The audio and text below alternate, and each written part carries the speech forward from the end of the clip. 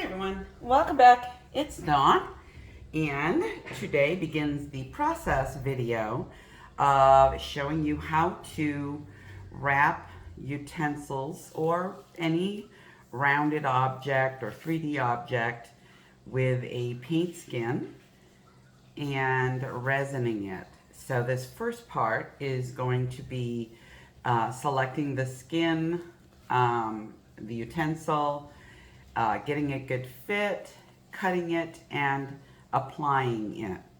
So I have all my tools here and materials that I need. So you will want a pretty smooth surface. You're going to want something that's easy to wrap for your first try, something symmetrical, and maybe don't wrap the whole handle like I did with some of the other ones that I did. So I'll just go over the materials I have here quickly.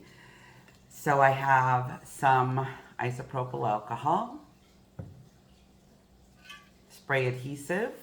This works just fine. All you need is something that will smoothly attach your skin. You don't need to get real aggressive. You don't need anything that takes 5 days to cure, any of that. So a basic spray adhesive will work. Something sharp to cut with. Scissors, paper towel. I've got some gloves just so that I don't get spray adhesive all over me, but I probably won't put them on. So I'm going to start by talking about the skin. The skin that you choose needs to be pretty thin. About as thin as you can get it. This one is the thinnest one with a good design that I could find in my stash, and I'm just going to try to figure out how to place it and make it look good. Try a couple of different angles. I'm only going to cover from here to here, so I'm not going the whole length of the handle. I want to keep it up out of the area that may touch food. Now that's not a problem with most resins. If you purchase one that is food safe when cured. That's really important when you're working on something that may touch the food that you consume. So I'm going to be working from about here to probably here. So I don't need a large skin, it just needs to wrap fully around the handle. So I'm going to take a moment here and just sort of figure out what I like, what's going to look good. And I worry more about the front facing side than the back facing side, just because that's the part that you're going to see the most. This is kind of a tough skin to work with because it's very different everywhere. So I'm thinking here to here, maybe? Yeah, right here. So you want to start smoothing it and fitting it so that you can see where it is and how it's going to look. You get a little bit of a wraparound look to make sure it doesn't look bad on the back side. Whoops, I slipped a little. I don't want to get a lot of this solid gold cell activator area, and this is perfect. This is going to give me a great look and a great design.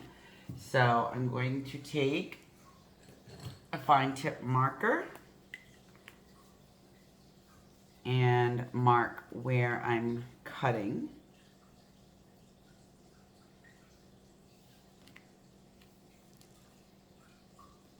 I'm going to go right here and just sort of travel that out for enough area to wrap the whole back. Just like that.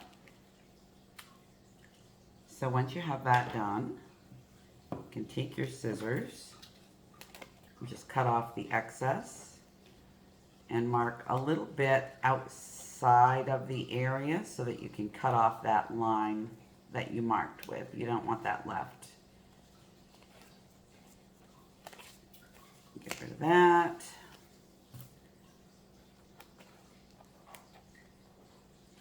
Oops.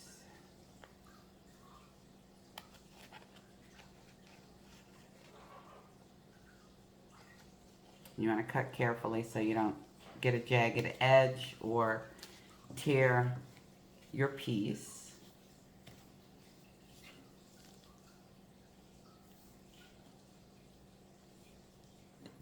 And I like that. Just like that. So I'm going to hold it in place, wrap it around, hold it securely. And I'm going to leave myself some room so that I can wrap and then cut.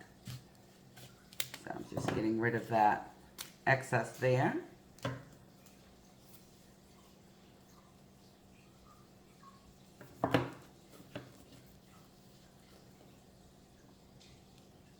And get this even.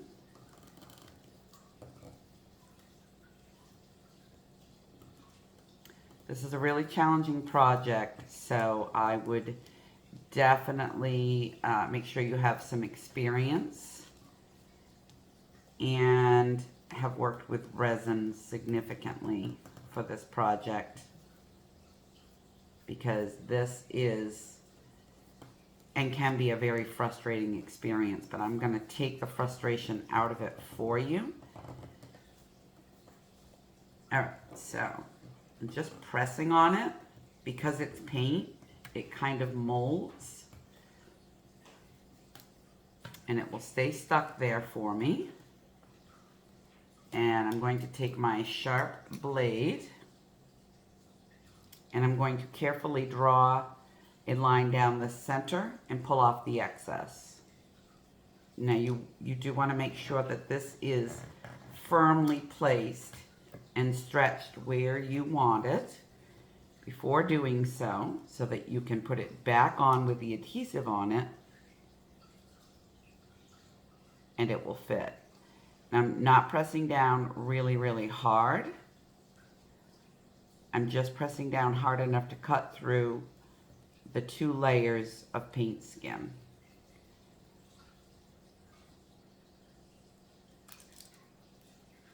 So there's one piece, and it looks like I got through them nicely. And peel off the excess paint skin. I've got a little place that I missed here, so I'm just going to hold it and carefully slice to remove that. And then fit it again. Perfect.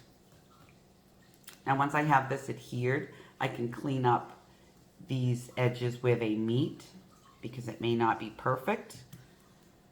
You can also do like a wavy line or an asymmetrical line, whatever you want to do.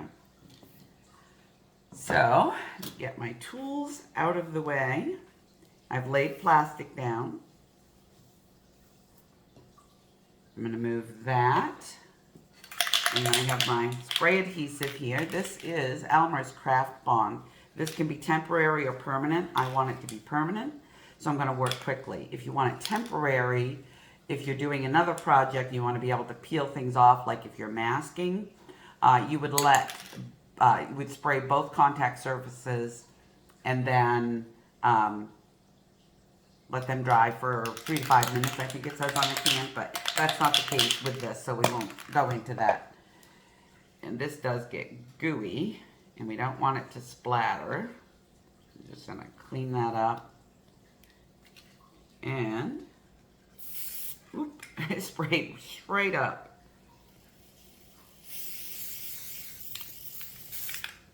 I want a good amount on here. And then pull the plastic out of the way.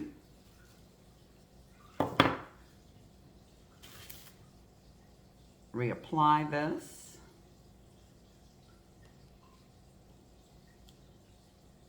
I check my positioning.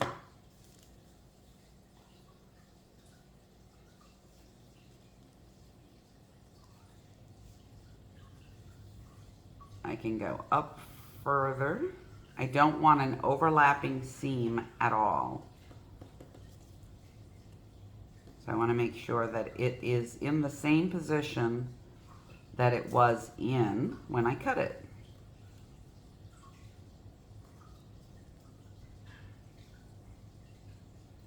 Up just a little.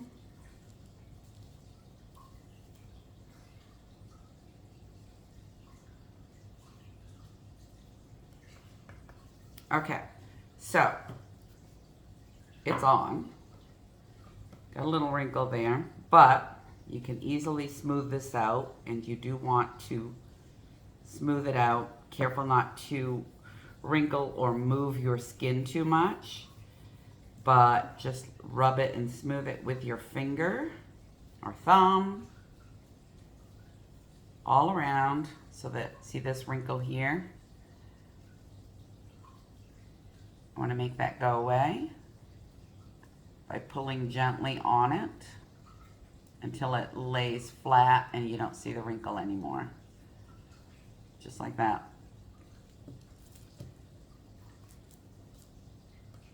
You want to work out any pockets of air that might be in there and move those pockets right to any open edge.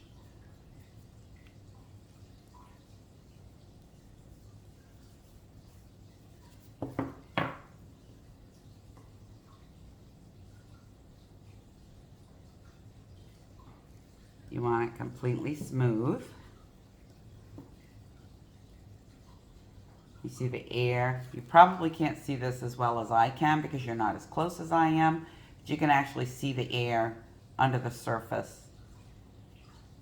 And you need to move all of that out.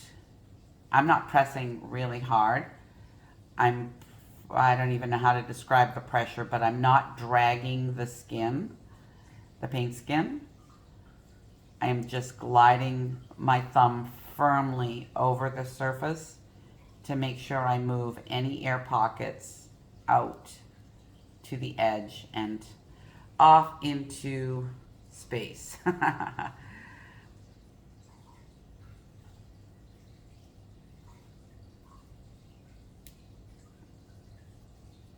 Making it nice and smooth, and that's perfect. That actually worked very quickly, very perfectly. Now don't worry if you get a little adhesive, or when we get to the resin part, a little resin on the wood. You do want to cover the entire edge and over about 1/4 of an inch to seal everything in. You can always clean this up with a little bit of alcohol before you get started, which I'm going to do right now because I have a little bit of adhesive outside of the skin area.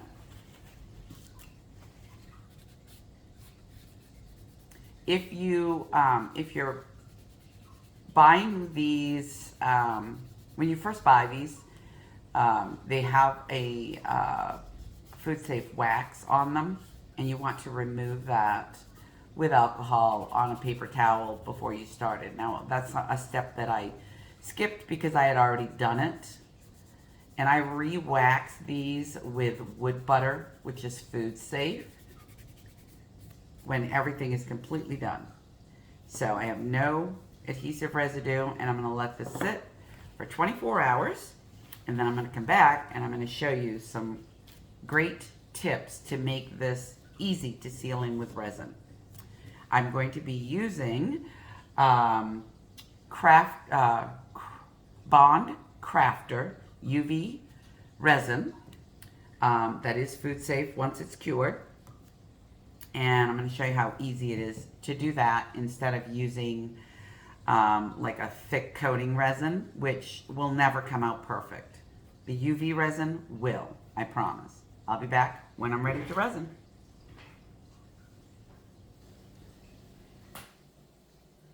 Okay, so I'm going to try to give you as good a view as possible of what I'm doing here. And it is time to get some resin on this bloom skin. So today I'm going to be using the Bond Craftor UV resin, hard type, which means it dries hard. And they sent me this kit, and this is a 300-gram kit. So 3 of these 100-gram bottles, that's a lot of resin. And it comes with the 3 bottles and the nozzle tips. You get one out. The nozzle tips that are reclosable, nice and secure. And of course, instructions. And for these instructions, it says crystal clear, fast curing, bubble free, and non-yellowing. So I've gone through all of the instructions, and according to this, 2 to 4 minute cure time is all that's needed. Now I have used this, and it actually takes about 8 minutes to get a full cure. And then you have to set it aside without touching it to dry before it's handleable. Not dry, but cure and cool before it's handleable. So very simple instructions, very, very low odor. So I'm enjoying working with this UV resin. I have worked with one other brand before, and I wasn't impressed because it was incredibly stinky. So I'm using my 148 watt nail lamp to cure this, and I am going to cure for 4 2-minute cycles because it only goes up to a 2-minute cycle. And I'm gonna just go ahead and get started. So I'm applying just a bead down the center. You don't need a lot. You can recoat this very easily. In fact, what I do is at about 4 minutes, I check it to see if it's going to need a recoat on that side, and then I do it then. So I'm just using, this is actually a nail gel brush. It works really well. So I'm using that to spread the resin, and I'm going over the edge of my skin about 1/4 of an inch and just creating kind of a bead. And I don't know how well you can see that, but you can zoom in on this video to get a closer look. And of course you do want it as even as possible so that it doesn't look sloppy. And this resin actually has saved this process for me. I was convinced that I would never do this again after a 2-week battle with the wood utensils that I bloom skinned as gifts.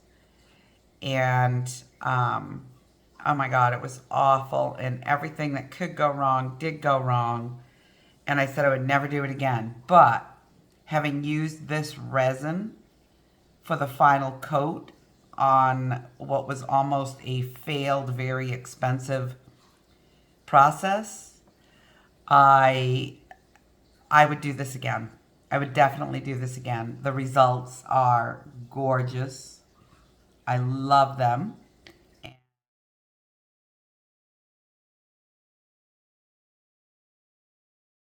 So I am doing the same thing at the top edge, going over about 1/4 of an inch to seal it in. And then I'm going to use a piece of paper towel to clean the excess off my brush, and then gently tilt to make sure I don't have a weird looking edge. Same with this side. This does blend extremely well as long as you don't have drips on the side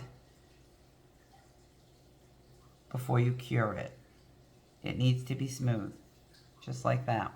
So this is going under for 4 minutes, and then I will check it and see if it needs a recoat. If not, then I will flip it over and do the other side.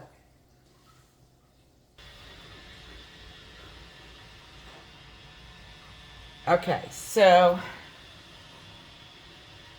take a look. Looks good, but it needs another coat just because of the texture of the bloom skin. And it's tacky still, so this is going to get another 2 cycles, 4 minutes. Okay, so that was another 4 minutes for a total of 8. And we're gonna take a look. Oh, not sticky. It's good.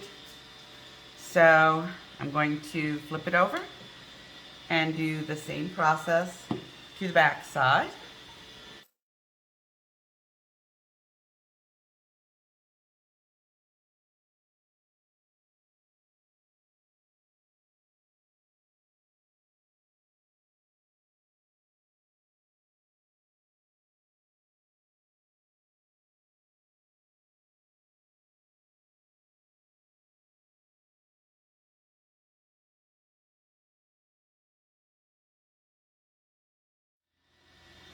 And for this side, it's going to be another 8 minutes, so 4 cycles.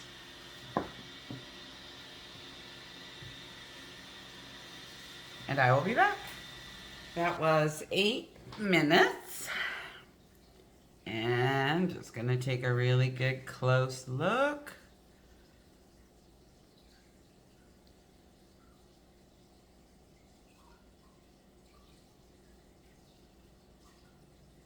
Looks really good. Cures well. I'm gonna come around and bring this up, give you a closer look. Hopefully you can see this. So see that little bit of texture? Another coat will get rid of that, and it will be completely smooth and shiny. So I am going to do another coat on both sides and bring you back when it's finished, and we will wrap this up. All right, it's all dry, and I want to kind of get behind the camera a little bit so I can see, to make sure you're seeing everything. This is fully cured, no tackiness. The texture's gone.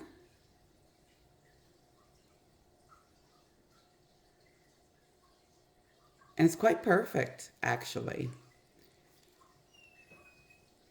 So again, that was Bond Craftor UV Resin Hard Type. Thank you so much, Bond Craftor. I appreciate your confidence in me. And I'm definitely going to have some more upcoming projects using this product. So stay tuned for that. Thank you for watching. I appreciate you being here. And I will catch up with you very, very soon. Have a great weekend. Bye for now.